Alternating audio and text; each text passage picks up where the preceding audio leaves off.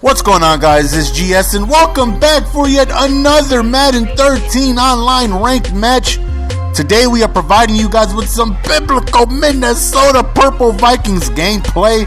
Our opponent goes with the New England Patriots. And I am using the Philly 5-wide mini scheme that I was using for quite some time. And I know it puts me at a disadvantage with the Vikings because you get that team for one reason only. And that's Adrian Peterson. I definitely mix in some runs more than I usually do just because, you can't keep Peterson off that field for too long. The guy's a beast. We decided to start Joe Webb at the quarterback position just because he gives us that speed threat.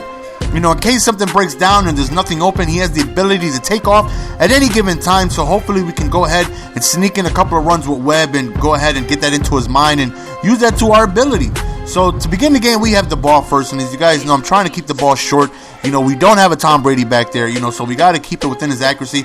Right there, we do a QB draw, get a couple of yards, and that right there just lets him know that we have the ability to mix in a couple of runs, so hopefully he keeps that, in his mind. Right here, we go to a nice outside pass. So it makes it 3rd and 4. We decide to take off with Webb. We don't get the first down right about the 40-yard line. So we decide to go for a quick check down, and we end up getting the first down. We went for it because we were at the 40-yard line, and too far to punt. Too far for a field goal, and really too close to punt. We don't want to give up that field position, so we went for it and got it. Right here, we squeeze it in traffic. We used that catch right there, so we're moving the ball pretty well. Again, Joe Webb doesn't have the greatest accuracy, but as long as you keep it short, he will make the throws for you. 2nd and 9 right here. We go over towards the middle. We end up getting it. We try to run with Webb, and we get absolutely nothing right there. We actually use a bunch of yards. So next play, we decide to just take off with him, and we end up getting into the end zone, and that is the threat that Joe Webb can bring to the game. Just that speed. If nothing is there, we have the ability to take down, and that right there is, a good thing to have, just to have that speed back there, and just in case something doesn't go right in the play calling or, the defense is playing really well, we can just take off at any given moment. That's why speed quarterbacks are really versatile in the game. So right here, we hold them to a 4th and 4, which he decides to go for it, and he goes over the middle. Nice lob pass. He ends up getting it. So he continues to drive, and the Patriots have a lot of things to worry about, especially if you got Demps in that backfield with that speed. But, Tom Brady can put the ball absolutely anywhere as he ends up just running completely up the middle. That's just wide open like a donut right there, and he ends up just scoring a touchdown. So he ties the game, and it took me a long time to score. Like a lot of plays actually. I drove down the field. He scores just with a couple plays, so that's always frustrating when I felt like, I pretty much showcased my entire offense, and he scores on a couple plays. But right as you see, we're trying to get Peterson involved. We get out of the 5-wide just to get him involved. And right, look at this move. We breaking ankles. Look at Adrian Peterson just completely just running by defenders. I'm sorry, son. I got touchdowns to score. So we inside, outside. We end up scoring a touchdown. That was absolutely beautiful. Did you see that juke move, though? I said, did you see that juke move, though? Just in case you did it, you might want to hit that rewind button and look at the beautiful ice skating finesse that Adrian Peterson performed on that football field. It was absolutely biblical. So right now we're back on defense, and of course, as usual, we're calling plays and hoping for a mistake, hoping he could throw into coverage, hoping we get a couple batted balls, just see if we can go ahead and force a turnover on downs or something to go our way so we can go up multiple possessions. And right there, don't test the user. He's so disrespectful. Somebody please give this man a link to my channel. That way he'll know. Don't throw the ball my way. Another question for you guys. Have you guys ever literally wrote down the guy's gamer tag and sent him a link to my channel? I'm just curious. If you guys have ever done that, that would be awesome. Go ahead and leave in the comment section if you guys have actually ever sent somebody a link to my channel for disrespecting the user. But as you see, we are up 21-7. We're moving the ball pretty well offensively. He's playing a lot of man-to-man, and the 5-wide is going to just destroy man-to-man. It's really, it's not easy beating the 5-wide defensively, because you got so many receivers on the field. You can go ahead and make your hot routes, make your adjustments, and if you don't get any great pressure given, if I have time in the pocket, I should be able to find somebody. But right here again, he has an opportunity to make something happen because he does get ball back at halftime. So him being able to score right here definitely helps him out, and of course we don't want that. So we're trying to go ahead and make something happen defensively. Even holding him to a field goal helps. you know, because he does get ball back at halftime. So we're hoping for a mistake just like that. No soup for you. He ends up throwing into double coverage on the sidelines, and we get a huge interception. And again, that's huge because, again, he was getting ball back at halftime. So if he was able to score, maybe kill some clock, he had a potential chance to tie this ball game up.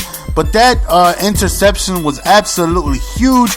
So now we go ahead and get the ball. And even if we don't score right here, which unfortunately we don't, we have to punt the ball away. But again, he has to work his way back downfield and kill some more clock. So that right there was big. So now, again, our defense is back on the field. But he has potentially the same opportunity again. You know, he can score here, get ball back at halftime, and really make this a game. So we got to buckle down defensively. And again, he's thrown in the coverage. Don't you see these purple Barney uniforms everywhere?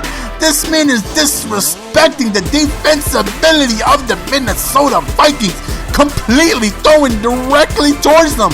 And they let you know, we got hands over here, brother. I understand we ain't receivers, but we can catch over here. So we end up getting a bunch of turnovers just by him making really bad reads. And again, unfortunately, we don't make anything happen. We just try to kill some clock. And look at that beautiful punt. Look at that beautiful punt. Just kisses the 1 yard line. Like, oh yes, you got to go 99 yards without a timeout. Good luck. But the very first play, I sent some heavy heat, and he ends up just, oh my goodness. Is GS really going to give up another score before halftime? You had him on the 1 yard line, GS. You had him on the 1 yard line with no timeouts. How can you possibly give up a score? And he had to go 99 yards with no timeout. I got greedy. I went for the safety, and it didn't work out in my favor. So, but thankfully, we do end up holding him to a field goal, which was huge because a touchdown right here would have possibly changed the game. So we go up 21-10. And we're not feeling too good about that because we felt like those 3 points should never even happen. We should have just played it safe. And I don't know. I went for the safety. I can't lie. I got greedy. And look at Joe F. padding the stats, just squeezing in about an extra, 7, 8 yards on the passing totals right there. So he does get the ball back, and if he scores, he has a chance to go ahead and go for 2 and make it a 3-point game. So right here would be a huge stop if we could go ahead and get this. Definitely big for momentum if we can make something happen. And right there, should have been picked, but the defense decided to go ahead and swat that down. So 3rd and 9, Tom Brady backs up. He kind of rolls to the left, and he throws into coverage again. And as I editing the video, I rewound that, and I'm looking, and the guy was never open. Like, that's a GS read. I throw a lot of interceptions. I'm like, what am I doing? The guy wasn't even open. It was one of those reads. Like, that guy wasn't even close to being open. But right here, we end up taking off with Joe Webb, and we just get a first down barely. And right now, we're just trying to kill some clock, make something happen. Right here, we go to the outside to Childs, and we end up going up 28-10. And he's having trouble defensively with the offense. Offensively himself, he's making horrible reads. He's not throwing the ball good at all. I guess this is what he wanted right here. He decides to go for the same route, and it went right over my defender. I guess that's what he was looking for last time he did that passing play. But nonetheless, we are up 18 points. We definitely got that multiple possession lead that we always look for in a game of Madden. The better our chances of winning, because our defense isn't the greatest. So even if you go tit for tat, score for score, we're in a good position because we're up. And again, he just throws another interception. The guy is absolutely having a lot of difficulty moving the ball. As we're not, we're doing pretty good moving the ball. Joe Webb is making these Patriots defense look like I'm controlling them. So as you see, we're taking off with Webb. We're just trying to mix in a couple of things. And Adrian Peterson didn't have a lot of impact in this game, but it shows you that the 5 wide it's really tough. It's not like the most unbeatable thing in the world where you're just going to completely destroy your opponents. But I've ran it heavily every single play and had a lot of success with it, just due to the fact that you got so many receivers out there, and if the defense doesn't make the right call and you make the right read, you're gonna pretty much win at all times. One thing I will say is that you're gonna see a lot of Fagby running this, guys. Once I go ahead and post it, prepare for a lot of Fagby, because stopping 5 wide receivers is not easy. Trust me, it's not easy. I've had it run against me recently, and it's not easy. So Fagby you're gonna see it a lot, and you have to be prepared for it. That's why I suggest a mobile quarterback, because if nothing happens, you have the ability to take down, take off, because you're going to see people, once you start dotting them up with the 5 wide, then they start throwing man-to-man purples and yellows and, light blues just to try and, get a stop on you. So you will be forced Well, the defense will be forced to just throw up a lot of fag D because you should be. If you make the right read, you should have no problem beating the defense. Right here, we stop him on 4th down. He ends up just quitting, and we end up winning the game. Joe Webb for the win, and Adrian Peterson with the beautiful, swift, ice skating type moves with the broken ankles. That was absolutely luscious. You gotta admit, that was absolutely luscious. So that's the end of the game, guys. I hope you guys enjoyed. Don't forget to leave a like on this video, but only do so if you were entertained. Follow me on Twitter if you're not already. That's the easiest way to get a game in with me. As always, it is your boy GS, and we are signing out. Peace. Give it to me, baby. See, I thought I forgot.